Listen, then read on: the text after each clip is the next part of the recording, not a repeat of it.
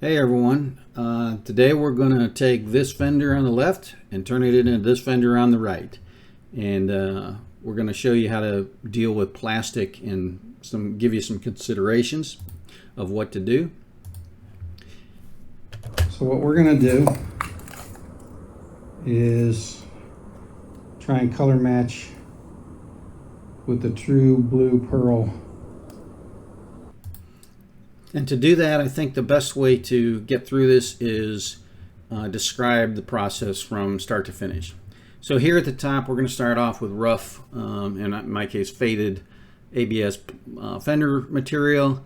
I took my Ryobi 5-inch orbital sander, put some 280, 320 grit sandpaper on it, and did a light sanding of the top. Basically, I'm trying to sort of knock off the peaks, score the tops with little micro abrasions, but you're not going to be able to get all the way down and make this a smooth surface.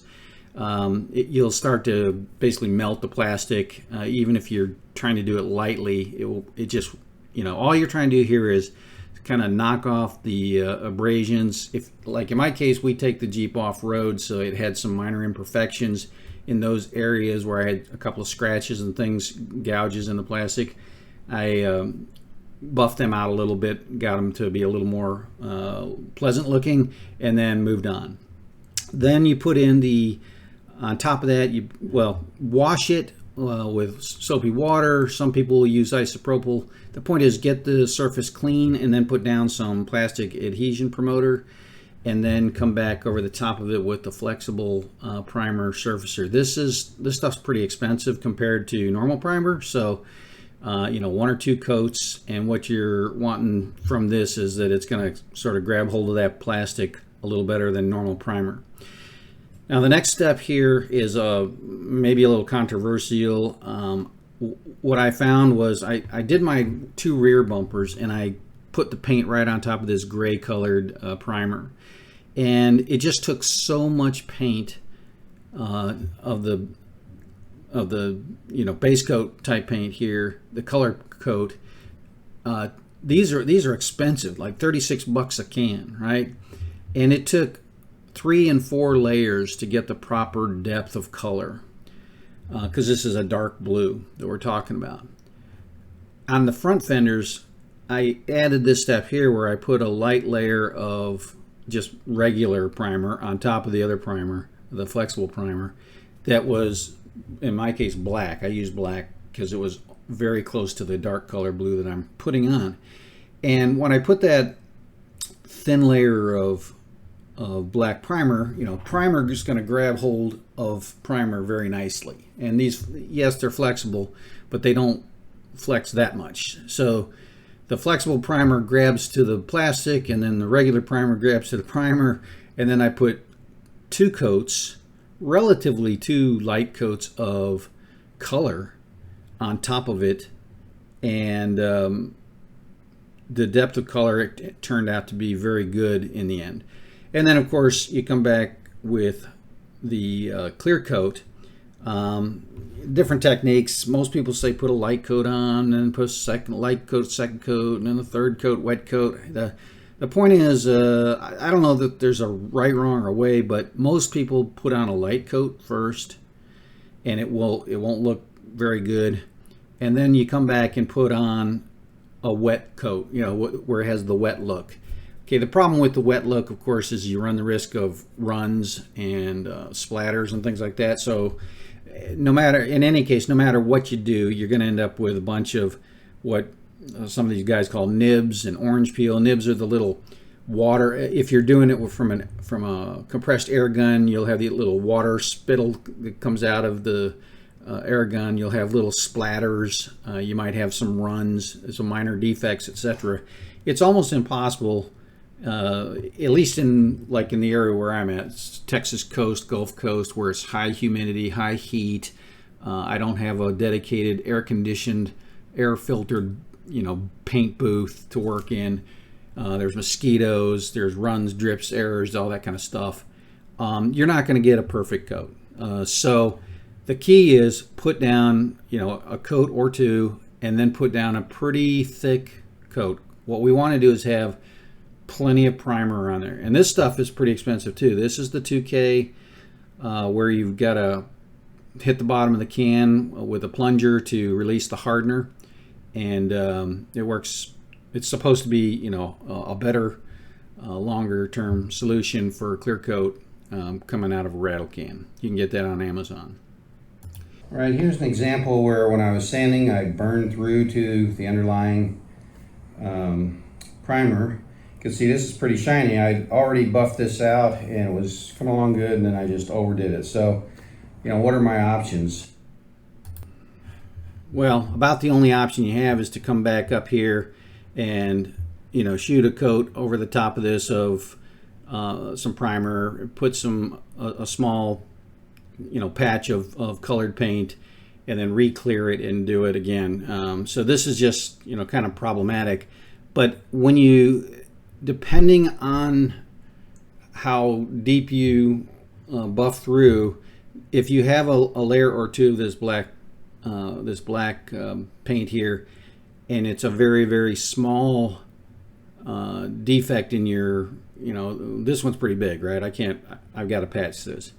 But if it's just, you know, in a non-obtrusive place, not, you know, not well observed place, you might not even have to come in and patch it up, so to speak. Okay, so let's continue on real quick to the, you know, what was I working with here. After I put down all of this stuff here, you can see I've got the base layer, base coat right here, and I've come in and put the clear coat, and you can see here's the nibs I'm talking about, the little defects. There's the orange peel. If you try, when you're trying to get that wet look, you sometimes get runs, things like that. Now the reason that this orange peel exists is because of Texas, right? What happens is, normally in cooler temperatures and low humidity temperatures, this clear coat will level and a lot of this orange peel will go away. But look at the trees here, the leaves on this thing. You can tell that there's some green, and you can sort of tell that there's trees because you're standing right next to the tree. You know it's a tree. But, you know, what happens is, in that high heat, high humidity, that clear goes on. It's not, you know, it's not perfect. It's orange peel, and it sets up before it has a chance to level. And then any of these little defects are stuck. So we got to get rid of those things. Okay, so here is the surface that we were looking at, and what I'm going to start off with is a 600 grit. I started with 800 but it just wasn't cutting quite enough. You know, so 600 worked pretty good, and so we're going to start with a 600 grit, and we're going to take this relatively shiny but not, you know, not mirror-like surface here, and we're going to turn it into a really cloudy, milky surface. Okay, let's talk about how we get from this. This is what came out of the can, right? I used the 2K clear with hardener, and if you look at this, it's not bad in terms of, it's got a nice shine to it. I got a wet look on it when I was spraying it, but it's got orange peel, and if you look close, you can see all these little speckles, right? Little air droplets, water droplets, whatever they were. And so there's no way that you would want this on your car. I mean, I guess depending on how bad your car was to start with. So this is what came out of the can. And if you live in, you know, the Gulf Coast region, hot, humid, you know, I don't care if you're doing it in a garage. I don't care what you do. You're going to have dust. You're going to have, if you use an air gun, I used not the $15 gun, but not the $400 gun. I used an air gun on other projects, and you can never get all of the water out of it, right? So you'll see little pock markets where there's water droplets coming out of the compressed air.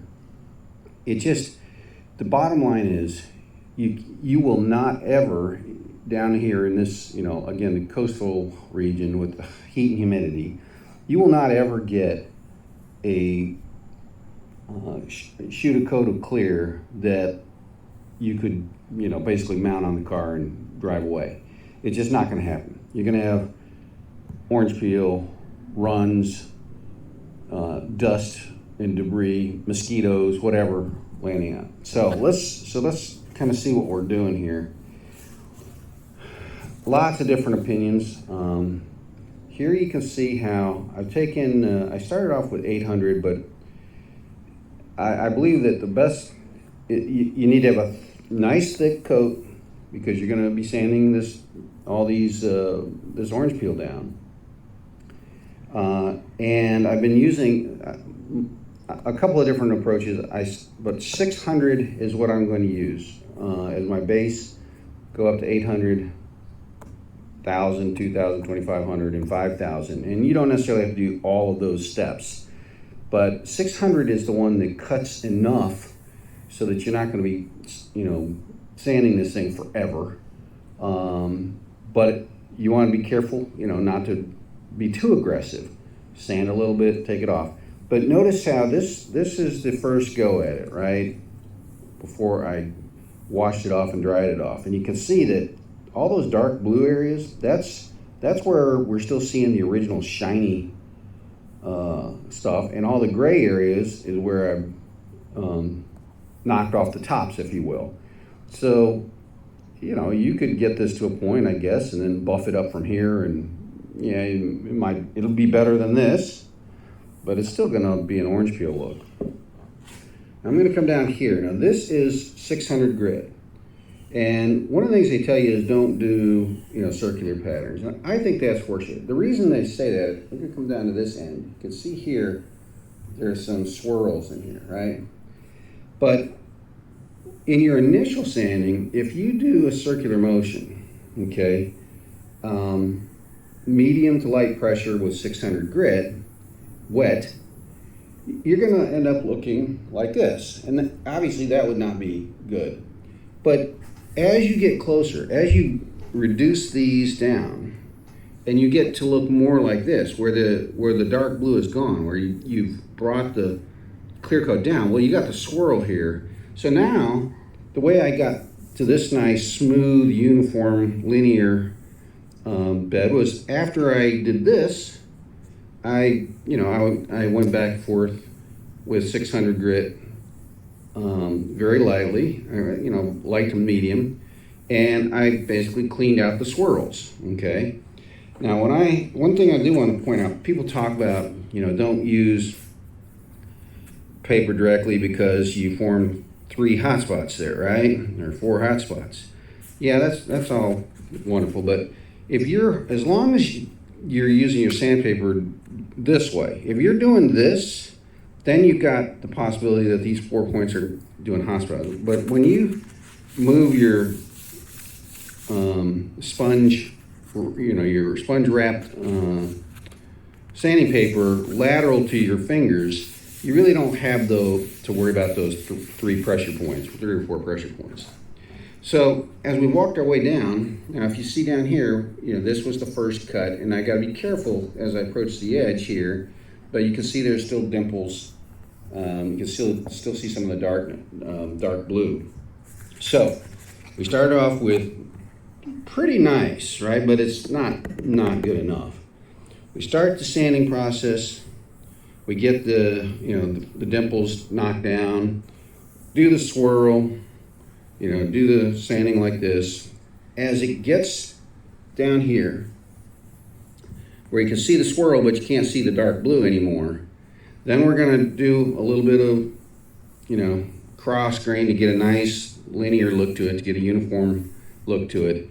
So that's what I'm going to do from here down. And then that'll be the 600 grit level. This is what I want to be at the end of 600 grit, is nice, uniform, all completely milky, no little dark spots of blue that are really clear coat that are coming through. Just a nice, uniform, gray, milky look. And then from there, we're going to take subsequently higher 1,000, 2,000, 3,000, 5,000, whatever you prefer, ending up with 5,000, and we'll see how it goes. Okay, so you can see that now the linear stuff has extended a little further down the fender here. And here's the circular stuff, and there is less of the dark blue. You know, I'm getting.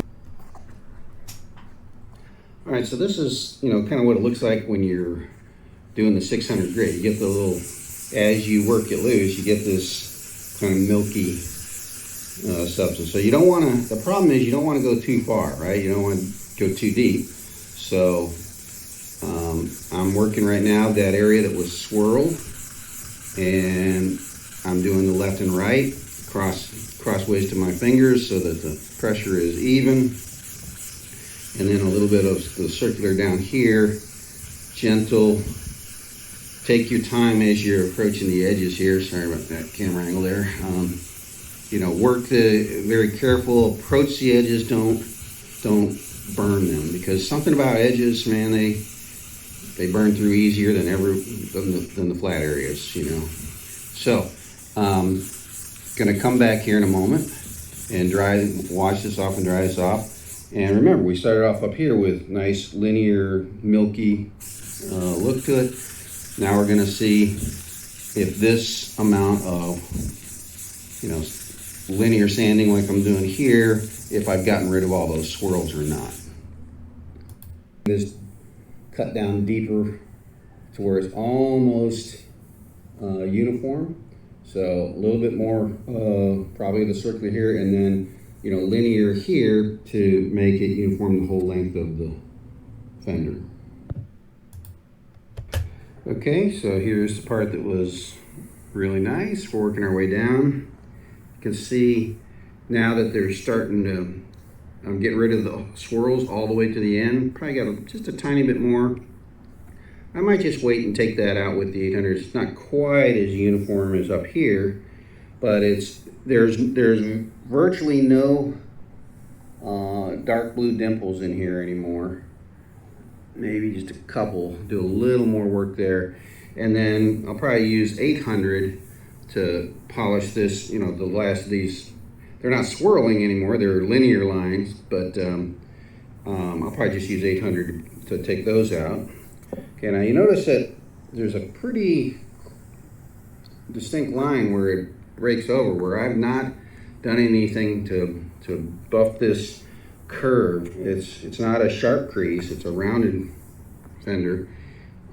So what I'm going to do now, as I get a little closer, is I'm gonna make sure I got this wet, and I probably actually go up to about 1,000 grit. For when I'm doing the corners, I'm going to just, you know, all I'm doing is enough to take the shiny gloss off of it. I'm going to accept a certain amount of orange peel in the corners, because the very nature of the corners, you don't see the orange peel as much, and all I want to do is knock the gloss off of the edges, so that when I come in with my polish later, my compounding and polishing, that it'll have a little more uniform look, a little more blended look.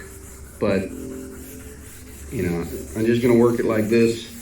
And to give you some idea, I do about a minute or two at most for each session. Like when I'm doing my sanding here, trying to work on get my swirls out here, I'm going to do this for about a minute, and then I'm going to stop. And for one thing, you know, the lactic acid builds up in your arm. And then for the second thing is, you don't want to go, you want to take off the least amount possible of the clear coat. So do about a minute's worth, maybe at most like a square foot or so. This would be about a half square foot, 6 inches by 12 inches or so.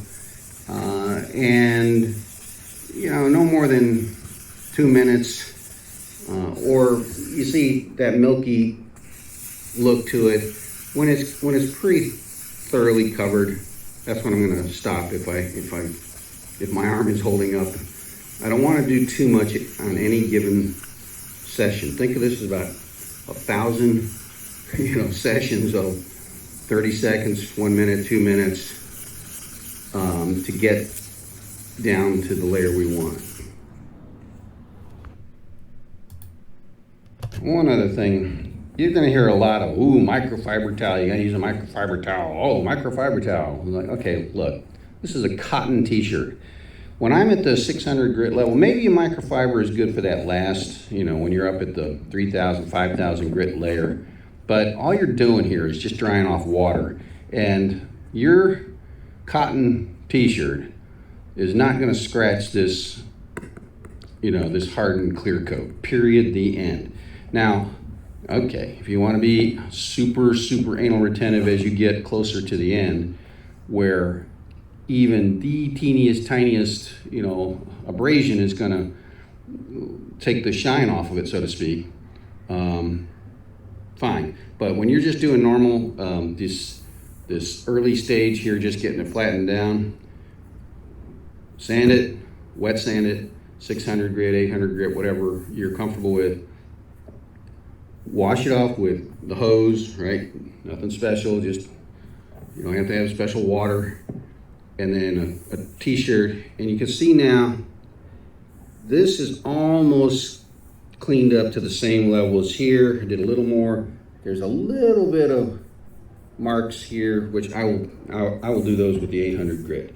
And you can see that I just started to dull the corner here by wrapping the sponge around it lightly. And I'm gonna do the rest of the corner using probably 800 grit or maybe 1,000 grit. So now I'm gonna come over and work on the side. The side has similar kinds of, there you go, you can see the reflection. We're gonna get that down to looking like this, and then blend in the curve here. Okay, right here you can see I burned the edge just slightly. I didn't put nearly as much paint and primer on this interior because it's underneath and it's overlapping black plastic, so I wasn't going to worry about it. So I'll be able to touch this up here, but I barely worked this at all compared to the amount that I worked up here. And you can see how quickly it burns through to the primer. This particular, I had some flexible primer that was a lighter color, and then I put a top coat on that of black so that little minor burn throughs in the dark blue wouldn't be obvious. But you can see it, I barely worked this at all, and compared to what I did here, and it came off a little bit. It hasn't down here, but just be aware. That's why I'm gonna barely touch the curves, the edges here. All I'm gonna do with that is probably like a 2,000 grit just to knock the sheen off of it is all. I'm not gonna try and get the orange peel out of the curve itself because of stuff like this. Okay, so this will give you an idea. This is 800 grit. All right, I just did one pass of about 60 seconds on top of the 600 grit, and it's all milky, right? So at this point, you're wondering if it's ever gonna look good. All right, so now let's slide over here. Okay, you can see the reflection right here is like the edge of the garage. Here's a vertical line. This is in the 800 grit. So now let's take a look at this reflection. Here, you can definitely see the vertical lines. You can see the bike wheel right there. What is this? I did about 60 seconds of 2,000 grit, followed by about 60 seconds of 2,500 grit. Now, is this where you want it to be? No, of course not. But here you can't even tell the bike wheel is over there, right? Here, you can see the bike wheel. It's right there. And you can definitely see the other stuff. So it's starting to gloss up. Now it's a little hard to tell. This is a second pass of about 60 seconds at 2,500 grit. And when I say second pass, I'm just lightly going back and forth with 2,500 grit wet across this area right here. Now it's hard to see, but right here on the wheel, I can actually read the lettering barely, but I can read the lettering on the bike. The camera doesn't show it quite as well. So it's starting to look good. Okay, again, here's what it looks like without the 2000 and the 2500. Here's what it looks like with.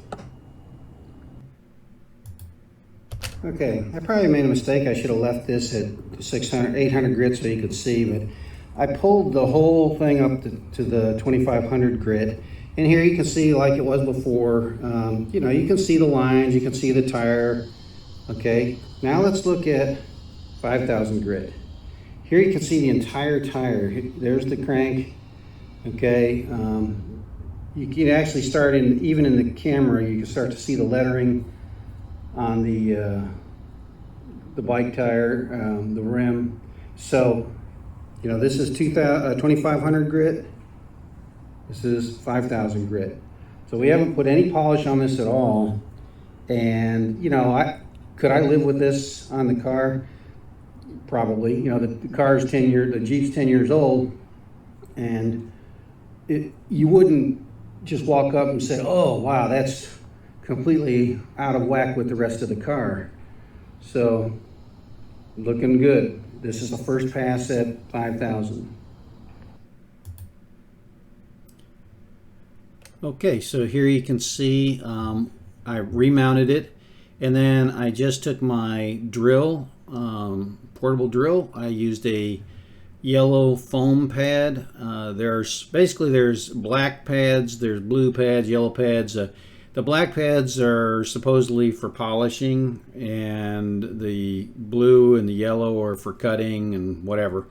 Bottom line is I took you know, a circular foam pad, put some Meguiar's 205 Ultra Cut, put a little bit of water on the fender, and just, you know, ran it back and forth for, you know, 15-20 seconds. Came over here, ran it back and forth. I'm sorry I didn't have a camera stand to capture it, but it's literally you know, you put a blob of the 205 of, you know, say maybe like a ping pong ball's worth of it on your pad, and you don't want to stay in any one place too much. You just work your way back and forth.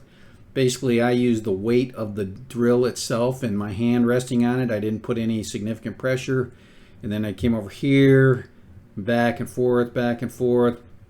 And when it starts to dry out a little bit, I stopped, you know, washed it off, and do that a couple times. Then come down here and do the front.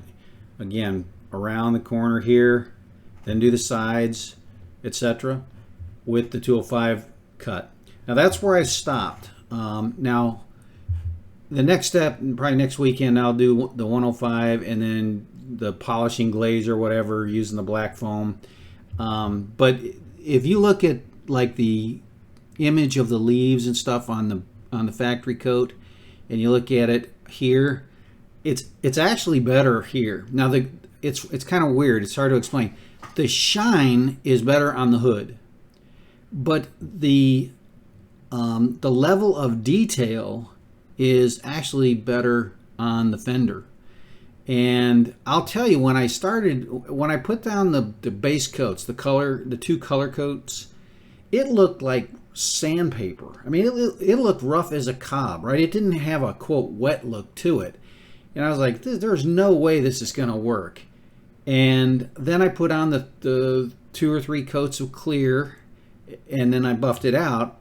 And when you get up, even when you get up real close to this thing, it looks like somehow that paint underneath there is smooth. It's not. So you have to get down really close to see any kind of orange peel in the paint. And there's 2 different levels of orange peel, right? There's the orange peel in the clear coat, and then there's the orange peel in the paint itself. And the clear coat is what gives you that first impression. You look at that and it's like, oh, you get the high reflectivity.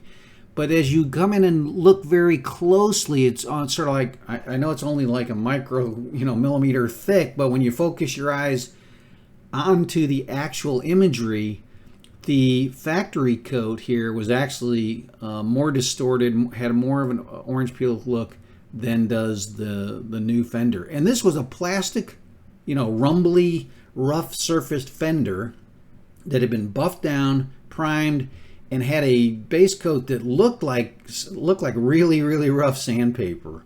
And it ends up being pretty darn good.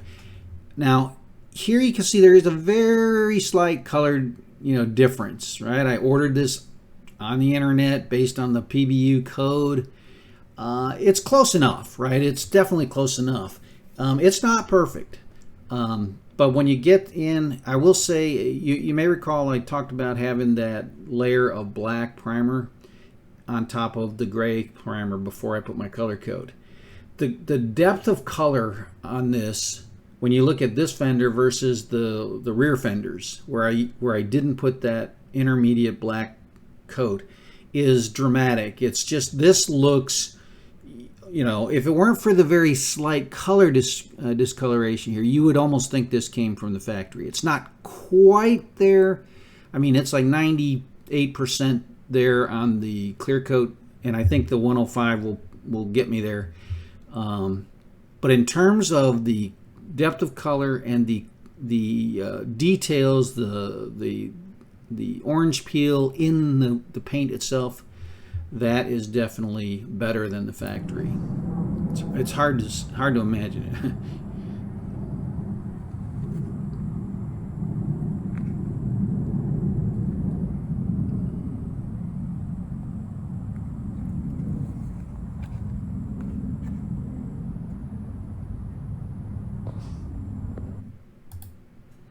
Okay, so just a real quick review. We're going to come in, take just a plain old sander, buff off any imperfections in the plastic, clean it. Then we're going to put down the adhesion and the flexible surface primer layer. If we're doing a dark color paint, I'm going to put on, personally, I put on a black primer coat. Then I put my color coat on. Obviously, if you're doing a light color paint, just leave the gray, right? You don't want to do this step here. Then I put on 2 coats of the color. That's all it took, was 2 coats. Didn't take the third one. And by doing that, I was able to get 1 fender per can. When I had to do 3 coats, this will not cover, at least for a Jeep Wrangler, this will not cover 3 coats on a front fender. So by doing this primer here, I was able to stretch this base coat and still have very good depth of color on the front fenders with 1 can. Then you put a really healthy layer, multiple layers, but a really healthy layer, so that you can do your priming and so you can do your wet sanding and get everything looking the way it is. So we go from this to this. So I hope this is helpful. I know I didn't get to film everything, and maybe the camera orientation would have been better horizontally. Sorry about that, but you can actually do a project. It's not going to be like the guys. Most of the guys are going to tell you, "Oh yeah, you can do this."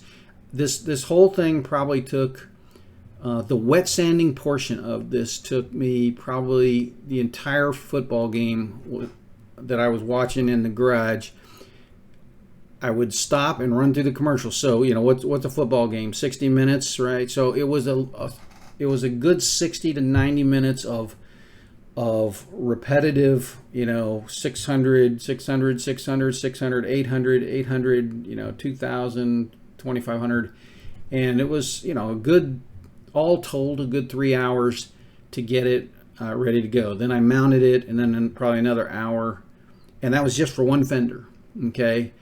So it's a fair amount of time, but if you're patient, just put on a game and do a little bit at a time. Do it 1 to 2 minutes of wet sanding of a section at a time. Wipe it off, clean it off, check it out. Don't burn through. Move to the next section, etc.